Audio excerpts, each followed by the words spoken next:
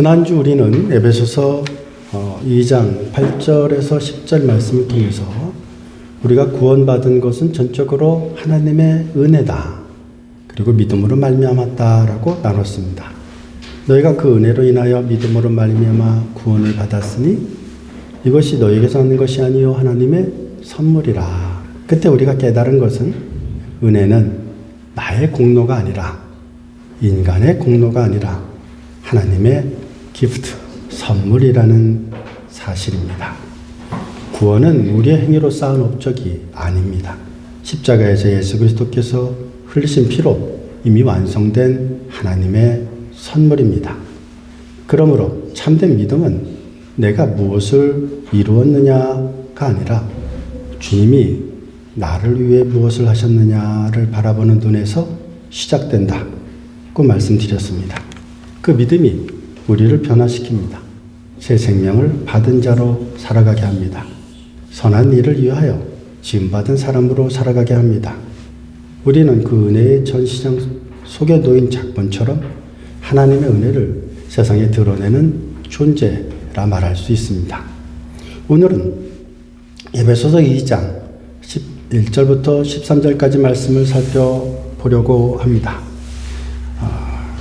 바울은 그러므로 생각하라 이렇게 시작합니다. 그러므로 이 말은 앞서 은혜의 구원이 결코 추상적인 개념으로 끝나지 않았다는 겁니다. 은혜는 실제 관계를 바꾸는 능력을 갖고 있습니다. 이방인이었던 에베소 성도들은 한때 하나님과 멀리 떨어져 있었던 사람들이었습니다. 그래서 그들은 언약의 밖에 있었고 소망도 없었고 하나님도 없었다라고 말합니다. 그런데 이제는 그리스도 안에서 그리스도의 피로 가까워졌다 선언합니다. 사랑하는 여러분, 이 말씀은 단지 1세기 이방인 이야기만이 아닙니다. 우리 모두가 과거에는 하나님과 멀리 있었던 자들이었습니다. 그러나 예수 그리스도의 십자가로 인해서 우리는 하나님과 화목하게 되었습니다. 아멘. 그렇습니다. 우리는 하나님과 화목하게 되었습니다. 따라서 그리스도 안에서 하나님 안에서 서로 간의 담도 허물어졌습니다. 오늘 설교의 제목은 멀리서 가까이로입니다. 이 말씀은 하나님과의 관계가 가까워졌다라는 겁니다. 사람들과의 관계도 가까워졌다라는 것입니다. 단순한 공간의 이동이 아니라 관계가 회복되었다라는 것을 의미합니다. 그리스도의 피가 하나님과 인간 사이의 깊은 간격을 메웠습니다. 사랑의 품 안에 예수 그리스도께서 우리를 불러주십니다. 그래서 우리는 이 본문 속에서 세 가지 중요한 복음의 장면을 보게 되는데, 첫째로는 그리스도 밖에 있었어요. 우리 과거입니다. 그런데 그리스도의 피로 점점 가까워졌습니다. 이것이 현재 우리에게 주신 은혜입니다. 그리고 그 피로 하나가 된 교회의 새로운 관계가 형성된다라는 겁니다. 우리는 이제 말씀 속으로 함께 나누어 보겠습니다. 멀리 있던 너희가 이제는 가까워졌다. 이 놀라운 은혜의 여정을 함께 따라가고 주님의 마음을 함께 나누기를 원합니다.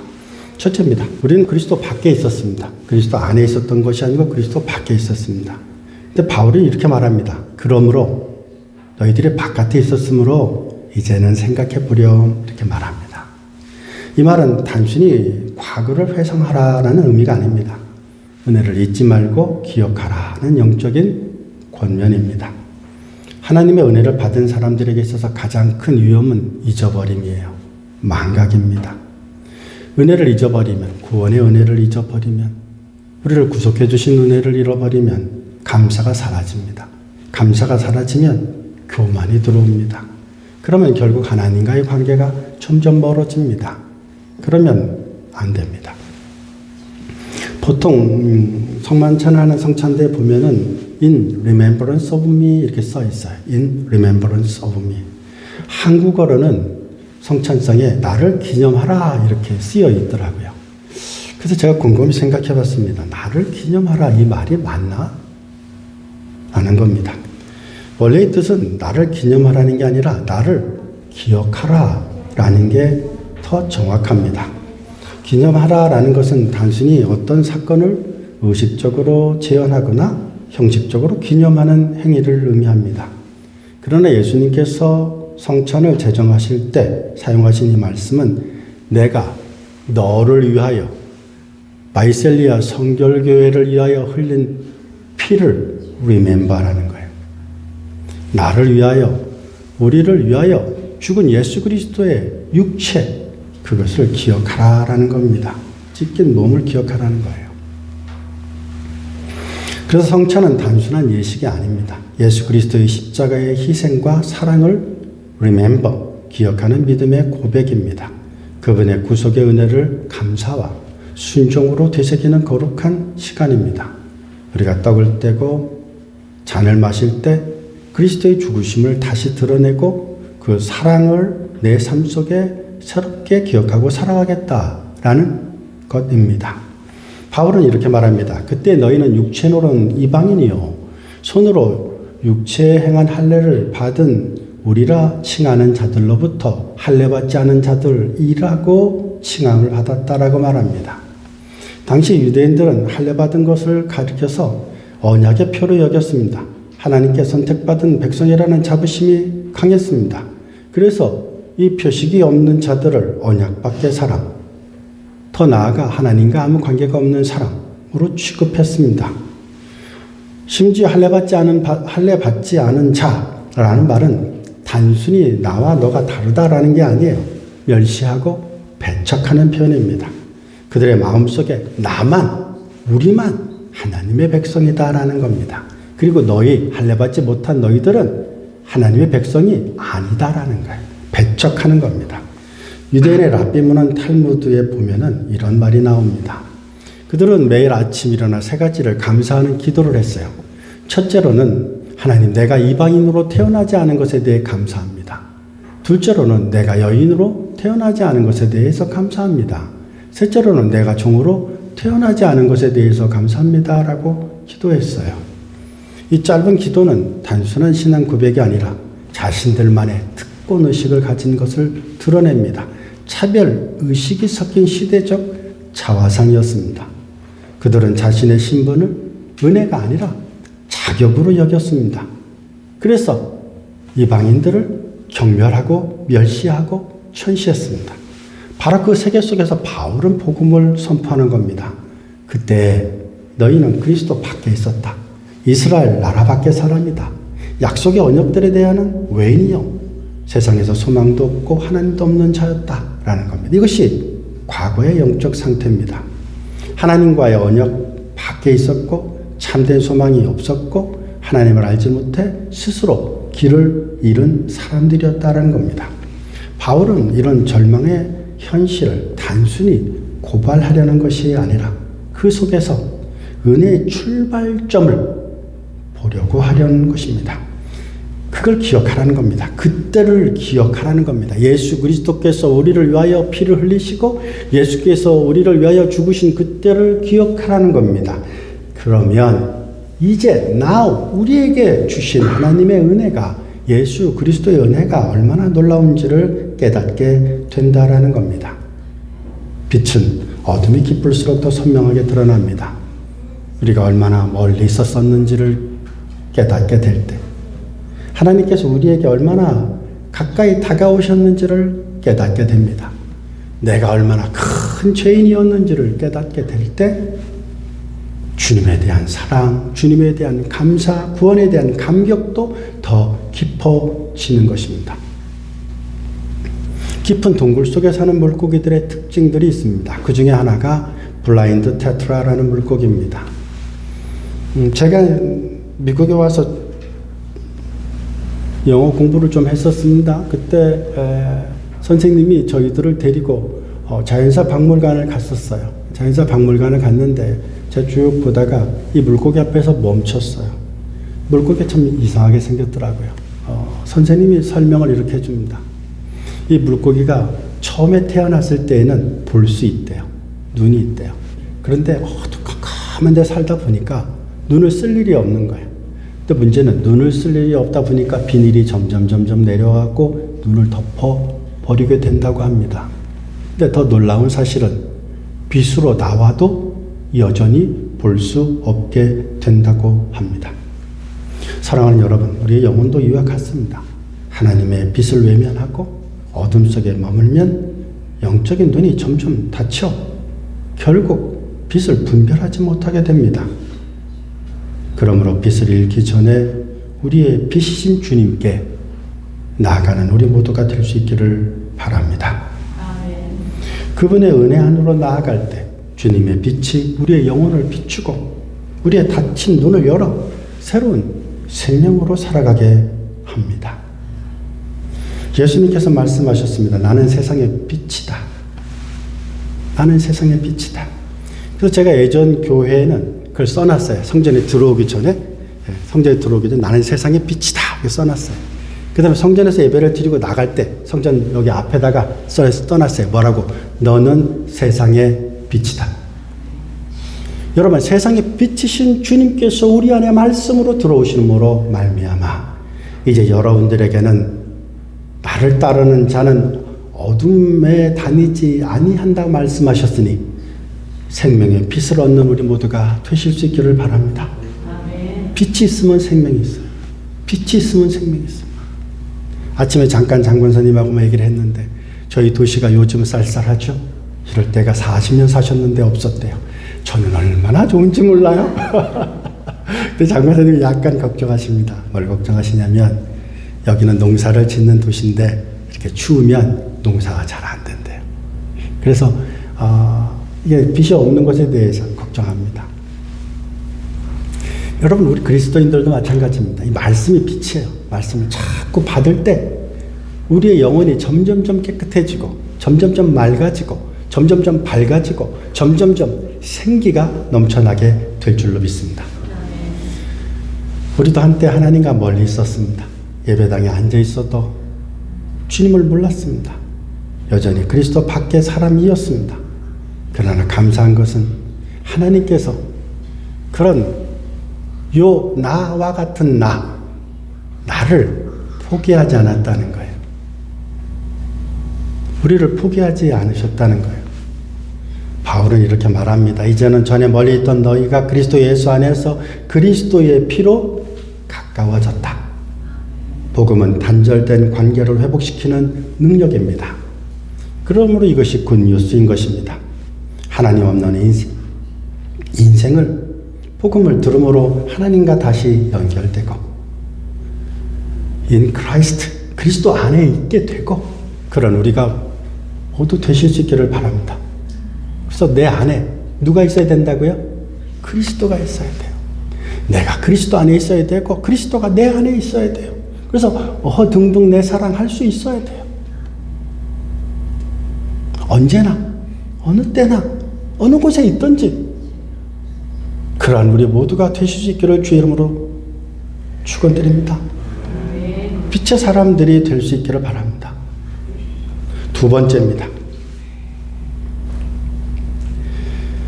그리스도의 피로 가까워졌다고 말합니다. 13절에 보면은 전에 멀리 있던 너희가 그리스도 예수 안에서 그리스도의 피로 가까워졌다고 말합니다.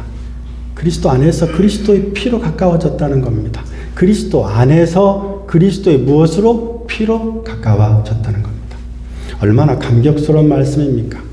앞 구절에서 인간의 상태를 그리스도 밖에 있었던 자들이라고 말합니다. 그런데 이제 바울은 그리스도 안에 있는 자들로 변화시킵니다. 복음의 반전을 선포하는 겁니다. 이제는 이란 말은 시간의 전환을 뜻합니다. 전에는 하나님에게 멀리 있었지만 이제 now 하나님과 가까워졌다는 겁니다. 아멘? 그렇습니다. 근데 이 변화는 인간의 노력으로 이루어진 것만이 아니라 전적으로 하나님의 은혜와 하나님의 주도적인 사랑의 결과라는 겁니다. 그래서 하나님의 사랑은 지독해요. 하나님은 한번 우리를 딱 사랑하시잖아요? 놓지 않아요. 그래서 여러분들은 어찌 보면 하나님에게 붙잡힌 자 되었다는 것을 기억하셔야 됩니다. 인간은 포기할 수 있어요. 인간은 놓을 수 있어요. 여러분들은 여러분들을 믿을 수 있어요? 저는 저를 믿을 수 없어요. 저는 하루에도 여러 번 마음이 바뀝니다. 여러분 마음이 바뀝니다. 그런데 하나님은 한 번도 나에 대한 마음을 바꾸신 적이 없으십니다.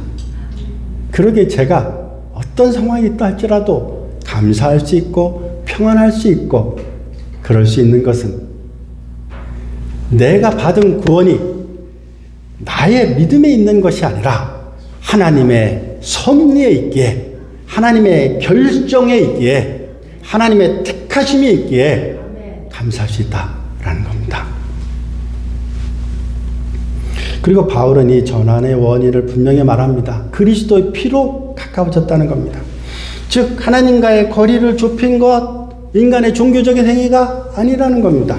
그리스도께서 우리를 위하여 피 흘리셨기 때문에, 십자가의 희생 때문에, 예수님께서 십자가에서 흘리신 그 피 때문에, 근데 그 피는 단순히 육체의 피가 아니라 하나님의 사랑의 에비던스예요. 하나님이 우리를 얼마나 사랑하시는지를 요한복음 3장 16절 말씀에 보면 하나님이 세상을 어떻게? 이처럼 사랑하사, 세상이 누굽니까? 나예요. 하나님이 우광이를 이처럼 사랑하사 어떻게 해요? 죽기까지, 어떻게 해요? 피를 흘리기까지 사랑하셨다는 겁니다. 히브리서 9장 22절은 이렇게 말합니다. 피 흘림이 없은즉 사함이 없느니라. 죄의 문제는 인간의 선행으로는 해결될 수 없습니다. 여러분들이 선하다고 해서 여러분들의 죄가 해결되지 않아요. 내가 아무리 착하다고 해서 내 죄의 문제가 해결되지 않아요. 의인은 없나니 하나도 없다고 말씀하셨어요. 그런데 그것을 누가 증거합니까? 나 스스로 증거할 수 있지 않나요? 우리 스스로 증거할 수 있지 않나요? 여러분들은 여러분 스스로를 믿습니까? 저는 믿을 수 없어요. 오직 죄 없으신 예수 그리스도, 그분만을 믿습니다. 그분께서 대속의 피를 나의 죄를 위해서 대신 흘리신 피 흘리심으로 말미암아 내가 하나님께로 가까이 갈 수 있었던 것입니다. 로마서 5장 10절에 이렇게 말합니다. 우리가 죄로 말미암아 원수 되었을 때 그 아들의 죽으심으로, 그 아들의 피 흘리심으로 말미암아 하나님과 화목하게 되었다라고 말합니다. 즉 그리스도의 피는 화목의 피입니다. 관계 회복의 피입니다. 멀리 있던 자가 가까워지고, 끊어졌던 자가 연결되고, 잃어버렸던 자가 다시 하나님의 품으로 돌아오게 되는 것, 그것이 예수 그리스도의 피입니다. 십자가는 인간의 죄와 하나님의 거룩이 만나는 자리입니다. 그것에서 하나님은 죄를 미워하시되 죄인을 사랑하셨습니다. 그래서 그리스도의 피는 심판과 사랑이 동시에 만난 자리입니다. 하나님이 사랑이시다라고 말할 때 우리는 흔히 하나님은 그냥 다 무조건 용서해 준다고 생각을 해요. 내가 죄를 지어도 괜찮아 라고 생각하는 것 같아요. 그렇지 않아요. 하나님은 공의의 하나님이에요. 의로우신 하나님이에요. 어둠이 하나도 없으신 하나님이에요. 죄가 있는 자를 품지 않아요. 그러기에 그 죄를 해결해야 돼요. 그 죄를 해결하시기 위해서 하나님께서 직접 내려오셨다는 겁니다. 그래서 그 예수님께서 우리를 위해 피 흘리셨다는 겁니다. 그러니까 예수 그리스도의 피 흘리심으로 말미암아 우리의 죄가 사하여졌기에 하나님께서 우리를 죄 없다 하실 수 있는 거예요. 그러니까 우리가 죄 없다 한 것은 단순히 그냥 선포하고 공포하고 그래 뭐 죄 졌어? 그래 괜찮아 라고 하는 게 아니라는 거예요. 우리의 죄를 하나님께서 분명히 기억하셨고 그것을 예수 그리스도의 피로 완전히 깨끗하게 갚으셔서 이제는 그 죄를 기억하시는 것이 아니라 그 죄를 아예 짓지도 않은 것처럼, 짓지도 않았던 것처럼 우리를 기억해 주시겠다는 거예요. 그래서 우리는 하나님 앞에 섰을 때, 여러분 보세요. 내가 죄를 지었어. 만약에 아내에게. 그럼 아내의 얼굴, 눈을 쳐다보면 내가 부끄러울까, 안 부끄러울까? 부끄럽겠죠. 그죠? 만약에 여러분들이 나한테 죄를 지었어. 그러면 나랑 딱 눈이 마주치면 눈을 계속 마주치고 있을까? 눈을 살짝 이렇게 피할까? 피하겠죠. 근데 우리가 하나님 앞에 섰어. 근데 하나님이 내 죄를 다 알고 있어. 그러면 내가 어떻게 해야 돼? 부끄럽잖아요. 그런데 하나님은 내 죄를 아예 하나도 처음부터 짓지 않은 것처럼 여기신다는 거예요. 그래서 우리가 하나님 앞에 나아갈 수가 있는 거예요. 비록 죄가 있었지만 예수 그리스도께서 우리를 위하여 피를 흘리심으로 우리를 덮고 있는 뭘 봐요? 그게 뭡니까? 예수 그리스도예요. 예수 그리스도를 보시는 거예요. 그러게 우리는 하나님 앞에 있어도 부끄럽지가 않아요. 왜? 우리의 죄를 보시지 않기 때문이에요. 나를 보세요. 나를 사랑하세요. 나 자체를 사랑하세요. 주님이 피를 흘리시기에 하나님의 공의가 만족되었고 하나님의 사랑이 완성되었습니다. 그 피의 은혜가 있었기에 우리는 더 이상 하나님과 멀리 떨어져 있지 않은 것입니다. 기도할 때 우리는 하늘에 계신 아버지라고 합니다. 여러분, 그 당시 종은 아버지를 아버지라고 부를 수 없었어요. 홍길동도 아버지를 아버지라고 부를 수 없었나요? 제 생각에는 그랬던 것 같은데 아무튼 종은 아버지가 없어요. 그래서 아버지라고 부르지 못해요. 그리고 자기 아버지를 아버지라고 부를 수 없을 뿐만 아니라 아버지라는 단어를 쓸 수 없어요. 종은 아버지가 없어요. 아버지가 있는데 아버지 없는 아들이 어디 있겠어요. 그런데 아들인데 자식인데 아버지라고 부를 수 없어요. 그런데 종에게 아버지라고 부를 수 있게 해줬다는 거예요.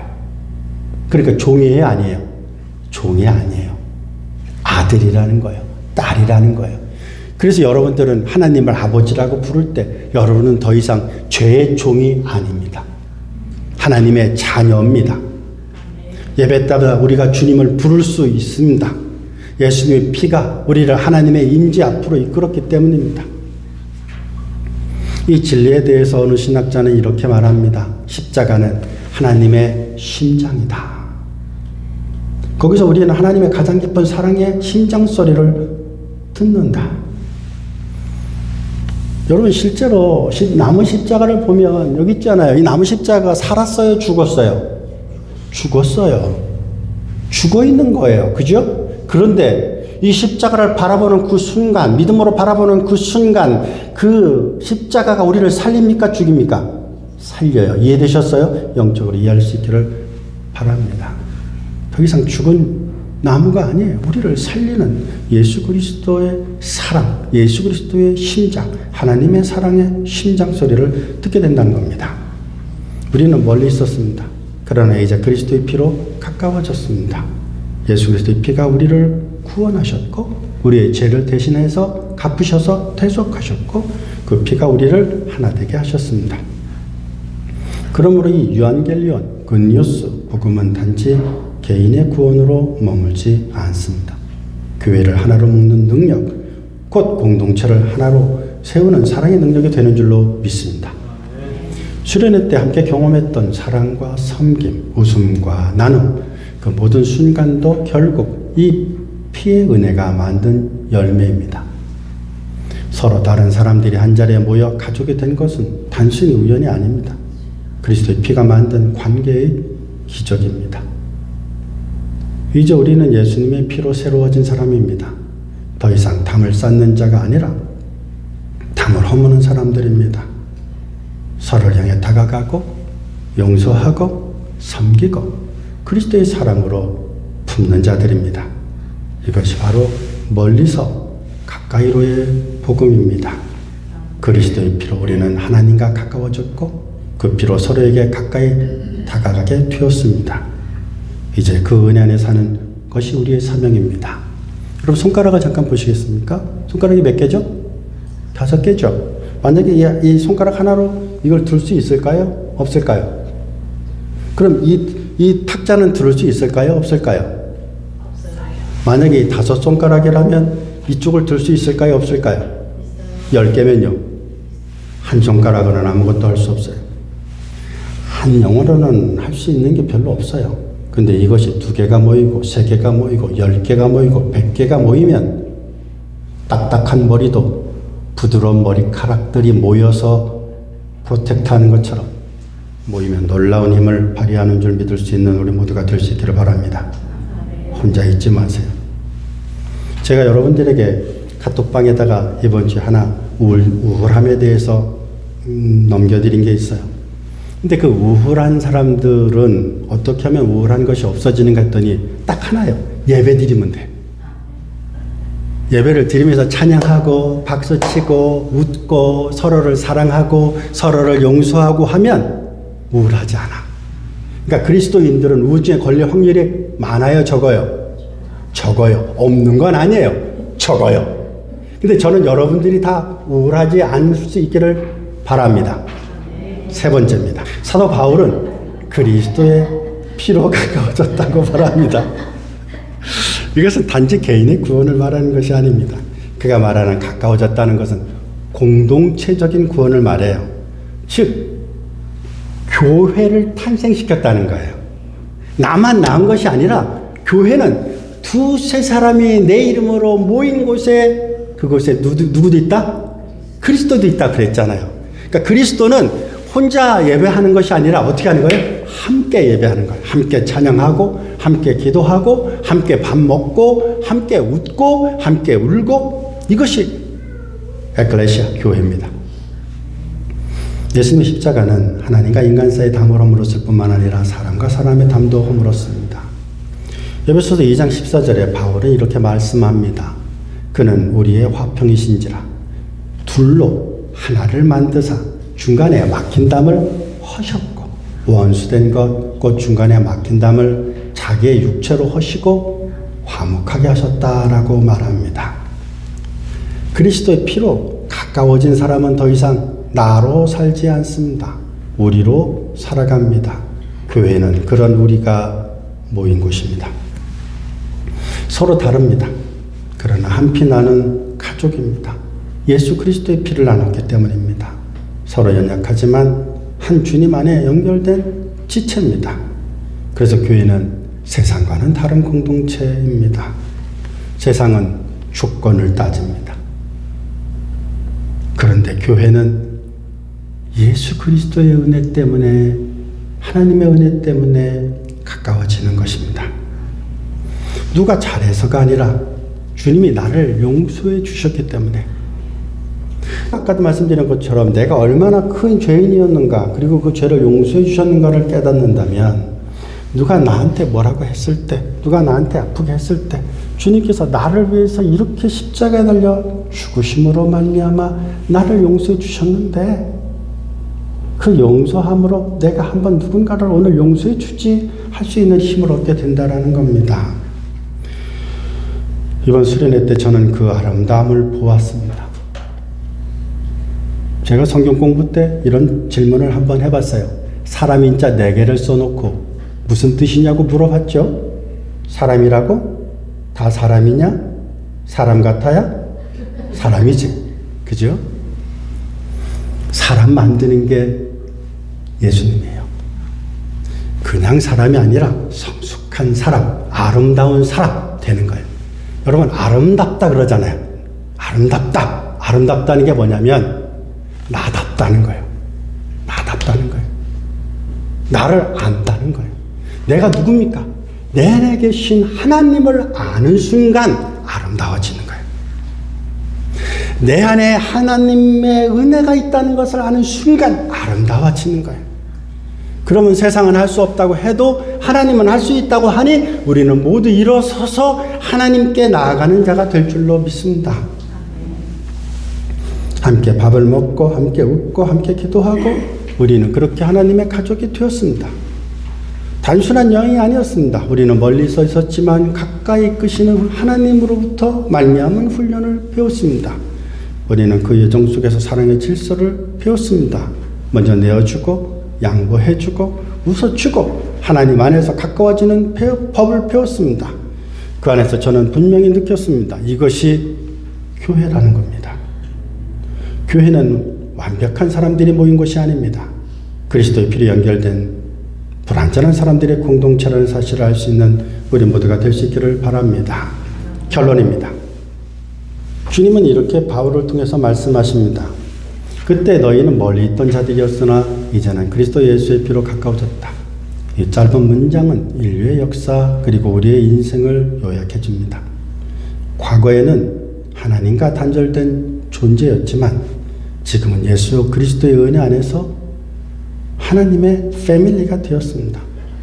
그 거리는 한순간에 좁혀진 것이 아니라 하나님의 아들이 십자가에서 흘리신 피로 메워진 거리입니다. 예수님은 그 피로 우리를 가까이 부르신 것입니다. 와서 나와 함께하라고 하시며 팔을 벌리셨습니다. 여러분 한번 벌려보시겠습니까? 자, 그리고 이제 한번 안아주세요. 예수님이 느껴지십니까? 느껴져야 돼. 안 느껴져. 몰라.